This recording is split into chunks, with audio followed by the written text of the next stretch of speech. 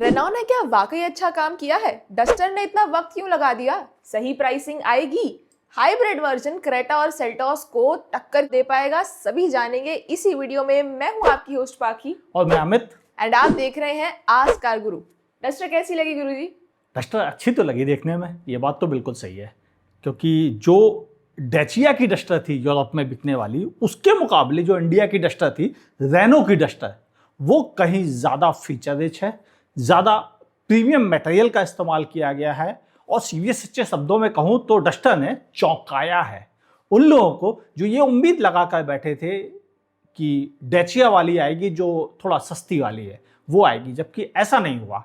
Reno ने तैयारी की, प्लान किया, टाइम लिया और फिर जो गाड़ी तैयार की उसे डस्टर नाम को जस्टिफाई करने की कोशिश की। यानी अब यह है कि डस्टर का नाम सच में अच्छा लगेगा, सुनकर भी और देखकर भी। एक जो कमेंट जो बहुत ही वाइड था, हर किसी के वीडियो में आ रहा था कि बहुत लेट कर दी रेनॉ ने डस्टर लाने में। देखो, लेट कहना मुझे लगता नहीं कि बिल्कुल सही है, इसे ध्यान से समझा जाए। अभी अभी टाटा ने भी अपनी सेरा दी है, बिल्कुल अभी कुछ समय पहले ही वो सुपर हिट गई है। 70,000 बुकिंग तो पहले दिन ही आ गई, जिससे पता चल रहा है कि कुछ भी लेट नहीं है इस सेगमेंट में। ये सेगमेंट सबको चौंका रहा है और टाटा की सेरा ने भी साबित किया कि चौंका सकता है पुराना नाम वापस आकर।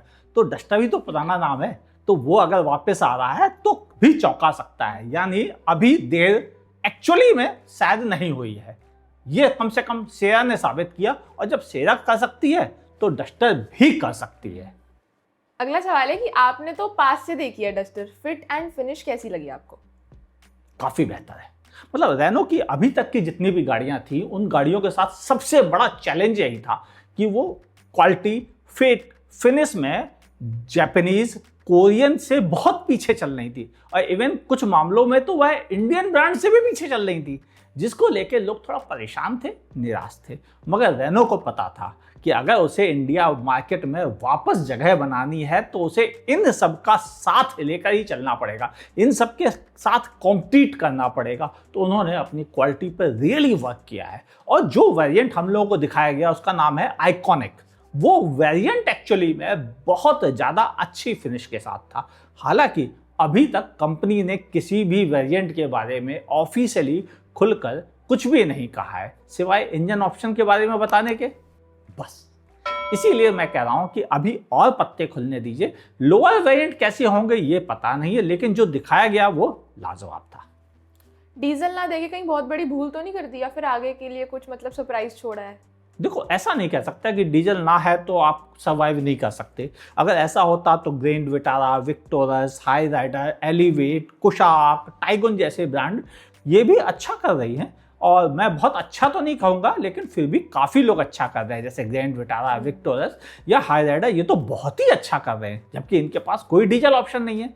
फिर भी जब ये कर सकते हैं तो वाई नॉट डस्टर, या वाई नॉट एलिवेट या कुशाक टाइगन, वो भी कर सकते हैं। हाँ, कर नहीं पा रहे उसके अलग रीजन है। आपको ये नहीं लगा कि मतलब इतने साल बाद डस्टर आई है तो कुछ नया अपग्रेड आना चाहिए? चाबी इन्होंने वही वाली दे दी जो ड्राइवर और काइगर के ज़माने से चलती आ रही है। देखो, कभी कभी कंपनी इकोसिस्टम के साथ काम करती है।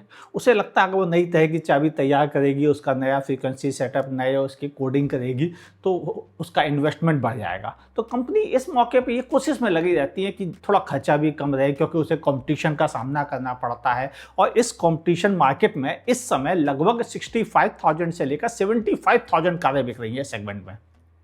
तो सेगमेंट में कॉस्ट भी कम रखना उसके लिए बहुत ज़रूरी है, वरना कई ऐसे नाम हैं जो एक्चुअल में कार कंपनीज के लिए बड़ा सदर्द पैदा कर सकते हैं। सेरा है, क्रेटा है, सेल्टॉस है, ग्रैंड विटारा है, ये इतने बड़े बड़े नाम हो चुके हैं कि ये किसी को आसानी से पनपने नहीं देंगे। तो कहीं ना कहीं तो उन्हें ऐसा काम करना पड़ेगा जिससे कि वह अपनी कॉस्ट को कंट्रोल कर सके और उससे भी फाइट दे सके।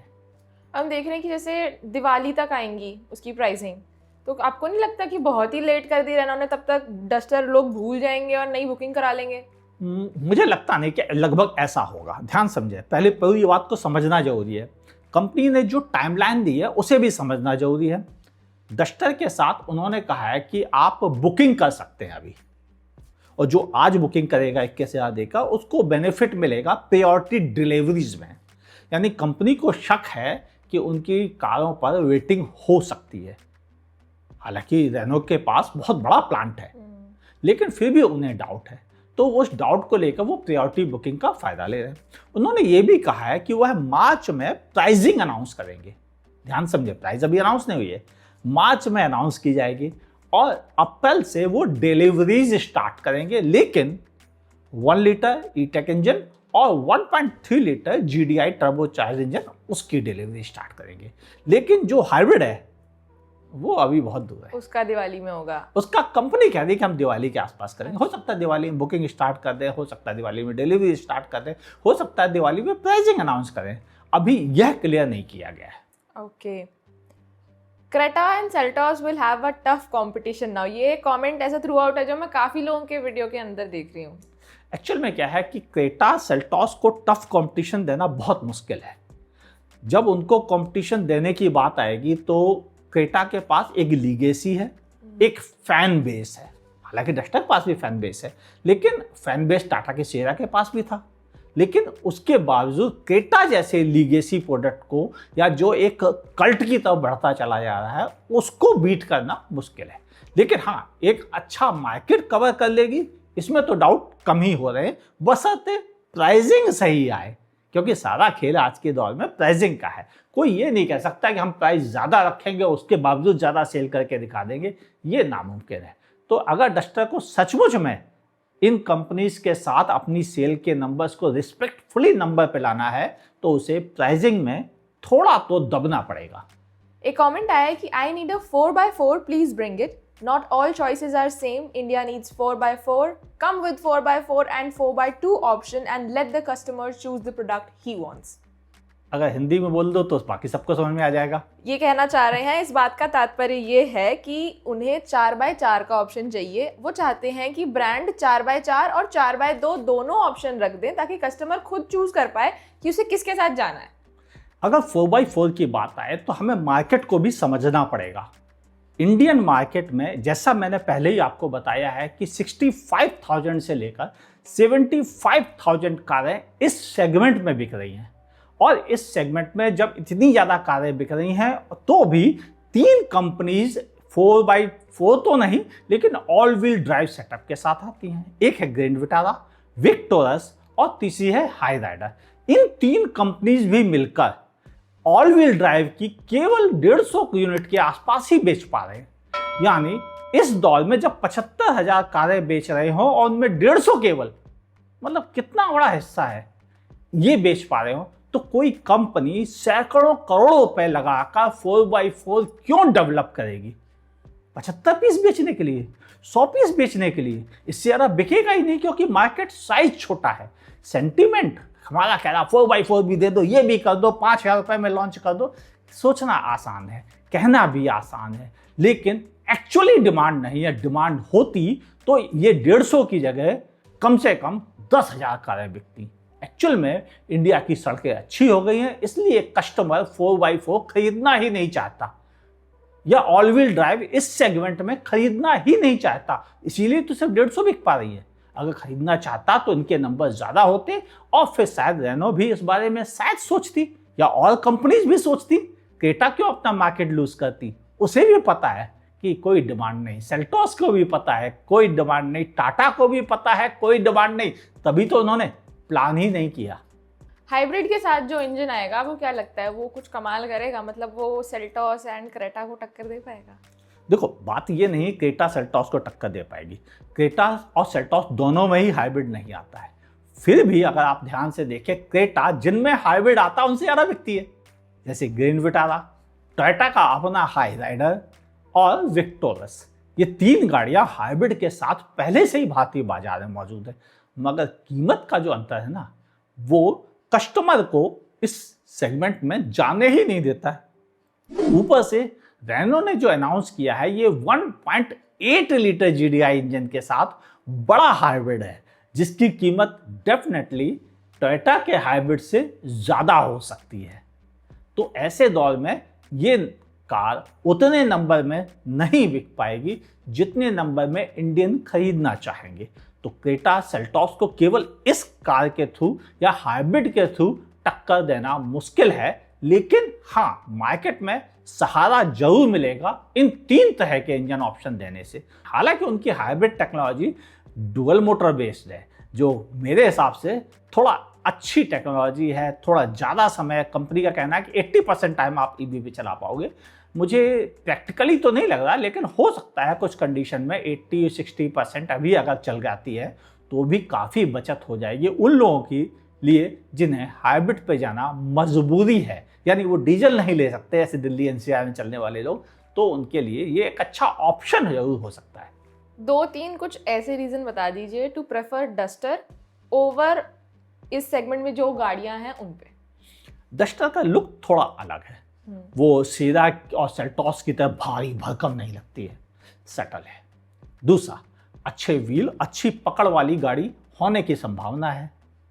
और अब बात करें हम इंटीरियर की, इंटीरियर भी थोड़ा बाकी सबसे अलग है। हालांकि कंपनी डार्क इंटीरियर दिखा रहा है, तो डार्क इंटीरियर को इंडिया में बहुत ज़्यादा पसंद नहीं किया जाता है, लेकिन ये भी बात सही है कि डार्क इंटीरियर के चाहने वाले भी लोग हैं। हो सकता है कंपनी अपने लोअर वेरिएंट में दूसरे तरह के इंटीरियर का ऑप्शन दे, जैसे कि सेल्टॉस में होता है। अगर ऐसा होगा तो डेफिनेटली इनको अच्छा स्पेस मिलेगा मार्केट में। लेकिन ये भी बात बिल्कुल सही है कि इस गाड़ी का साइज काफ़ी कुछ कुशाक टाइगुन जैसा है, यानी बहुत बड़ी, बहुत स्पेसियस, 3 लोगों के लिए आराम से बैठने वाली नहीं है।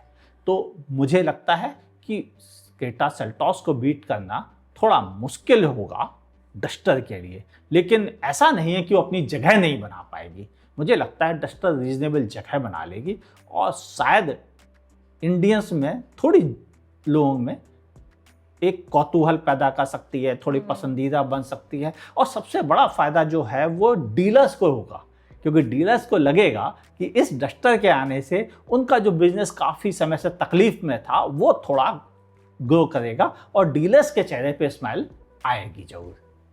अब मेन सवाल ये है जिसके सब में डाउट में थे कि इतना बड़ा इवेंट करने की क्या ज़रूरत थी जब लॉन्च ही नहीं करी गाड़ी। ओहो, हाँ, ये बात सही है। मैंने लंबे समय से भारतीय बाजार को देखा है, समझा है और महसूस किया है। अगर मैं कहूँ अपनी याददाश्त में, तो इतना बड़ा अनवेलिंग इवेंट जिसमें लगभग 15,000 लोगों ने भागीदारी की थी, भले वो 26 जनवरी और बहुत सारे शोबिज सेलिब्रिटीज़ को बुलाकर किया गया था, लेकिन ये भी सही है कि रेनो ने बहुत बड़ा खर्च किया है इस इवेंट पर।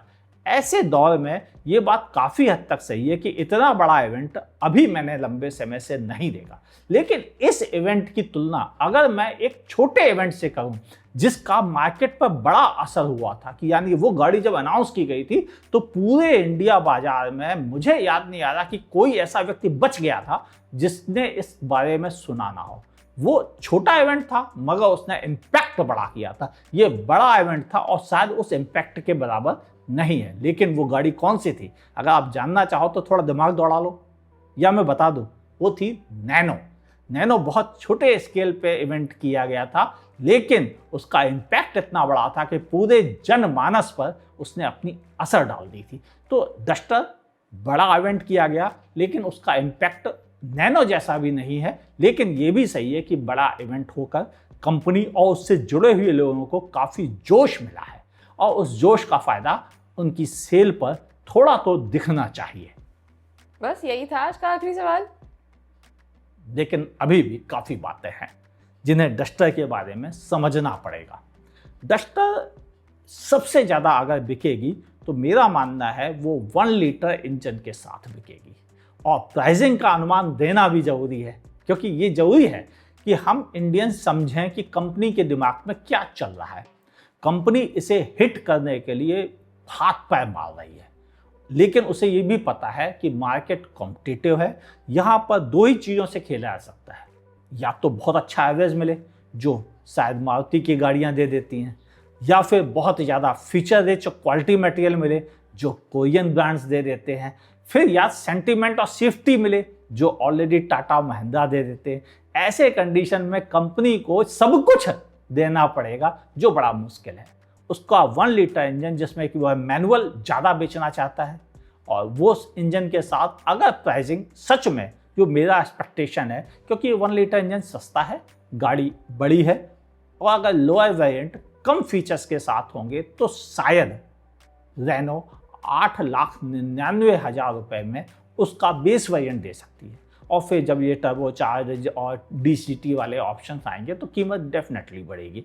हाँ, उनका एडास लेवल 2 पूरा नहीं है, लेकिन लेवल 2 के कई फीचर्स के साथ है और कैमरा बेस्ड है। तो कैमरा बेस्ड आज भी एडास को फुल फ्लैश्ड एडास के तौर पर हम इंडियंस नहीं मानते हैं, क्योंकि वो कोहरे वगैरह में थोड़ा अच्छा काम नहीं कर पाता है।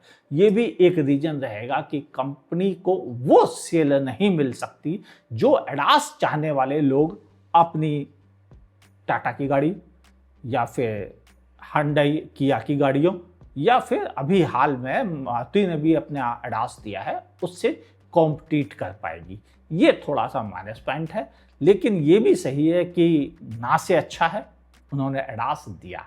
मुझे कई फीचर्स ने रियली चौंकाए, जैसे कि एक बड़ी panoramic sunroof, good job. Front ventilated seats बहुत जरूरी थी। अच्छा म्यूजिक सिस्टम जो उन्होंने दिया और कंप्लीट गूगल बेस्ड है, आपको अपने मोबाइल से बार बार कनेक्ट करने की जरूरत नहीं, सब कुछ उसके भीतर इनबिल्ट है, जो एक और प्लस पॉइंट है। दूसरा, मुझे उनका AC भी अच्छा लगा डुअल जोन होने की वजह से। पीछे AC वेंट्स भी है, मल्टीपल फास्ट चार्जर भी दे रखे हैं उन्होंने और बड़ा बूट स्पेस जो कि 518 लीटर है एक्चुअल में, लेकिन वो अगर टॉप तक ले जाओ तो वह 700 लीटर बन जाता है। तो 518 लीटर भी बहुत होता है। इंडियन की ज़रूरत 400 सवा 400 लीटर के ऊपर बड़ा बूट माना जाता है और ये तो रियली काफ़ी बड़ा साइज़ है। तो डस्टर के साथ प्लस पॉइंट बहुत सारे हैं, लेकिन लोअर वेरिएंट ही असली गेम चेंजर होंगे डस्टर के लिए। और शायद जो मैं कहना चाह रहा हूं उसे अब आप ज़्यादा बेहतर समझ पाएंगे। अगर नॉन हाइब्रिड वेरिएंट का टॉप एंड प्राइस 18 लाख से नीचे रहेगा तो रेनो को एक्सपेंसिव कार कहना से लोग बचेंगे, लेकिन अगर ये उससे ऊपर चली जाएगी तो गेम रियली बिगड़ सकता है रेनो के लिए। हालांकि इस मार्केट में बहुत ज़्यादा सेल की उम्मीद नहीं है। मुझे लगता है जब प्राइसिंग आएगी तब मैं ज़्यादा आइडिया दे सकूंगा कि रेनो की कारें कितना डस्टर कितने नंबर्स में बिक पाएगी इस बाजार में। अभी ये कहना थोड़ा सही नहीं है जब तक कि एक्चुअल प्राइसिंग रेनो ने अनाउंस नहीं की है। प्राइसिंग आ जाएगा, गेम ज़्यादा खुल जाएगा। उम्मीद है अब आपको काफ़ी क्लैरिटी मिल गई होगी डस्टर के बारे में, डस्टर से रिलेटेड और डस्टर के फीचर और इंडियन बाजार में कॉम्पिटिटर कितना परेशान करेंगे डस्टर को, ये समझने में जरूर आपको हेल्प मिली होगी। और बताएं कुछ और बाकी रह गया हो तो। लेकिन आपको नहीं लगता कि रेनो के लिए आखिरी सीढ़ी है कि अगर डस्टर भी सक्सेसफुल नहीं हो पाई तो फिर तो नहीं, ऐसा नहीं कहना चाहिए। मुझे लगता है रेनो में थोड़ा जोश आया है और डस्टर के बाद वो कोई ना कोई एक प्रोडक्ट और अपना सही करना चाहेगी। वैसे मेरे पास इन्फॉर्मेशन ये है कि वो अपना क्विड का कुछ अपडेट देना चाहते हैं और इसके अलावा भी कुछ और प्लान में है उनके। अगर वो दोनों चीज़ें भी सक्सेसफुल नहीं होगी तभी रेनो की राह मुश्किल होगी, वरना मुझे लगता है रेनो जितने मेहनत कर रही है उस हिसाब से डस्टर में रिस्पेक्टेड नंबर लाए जा सकते हैं। तो चलिए, यही था आज का वीडियो। अगर आप हमें फेसबुक पे देख रहे हैं तो हमारे पेज को लाइक करें, फॉलो करना ना भूलें। यूट्यूब पर देख रहे हैं तो लाइक, कमेंट, शेयर और सब्सक्राइब करने के साथ साथ बगल में दी हुई नोटिफिकेशन बेल भी ज़रूर से दबा दीजिएगा और देखते रहें आस्क कार गुरु।